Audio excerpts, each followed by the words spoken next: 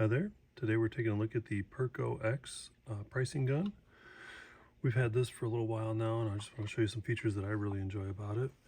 The main thing, because you're using these, right, that you're going to have to replace the roll eventually. They make this very easy to load new rolls on here. This has got a little knob here that this sits into. You feed it straight through, and it's got little levers in front. Everything releases. It feeds through. The holes line up with the tabs down here on the feed wheel, and you basically just put everything back together. It works really good. Very quick and easy. Makes so you don't have a lot of downtime when you've got to change these, and also anybody can do it, which is good.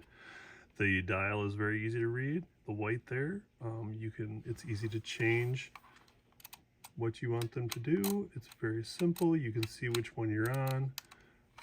It's also very sturdy. It's light enough where you're not going to get fatigued by using it all day, but it's also heavy enough where you're also not going to break it just from using it. We've priced a ton of stuff with it. It's still going really well. It's easy to change the ink pads. It's easy to change the tape wheels. It does a great job for what you need it for. So I hope this helps. Thanks for watching.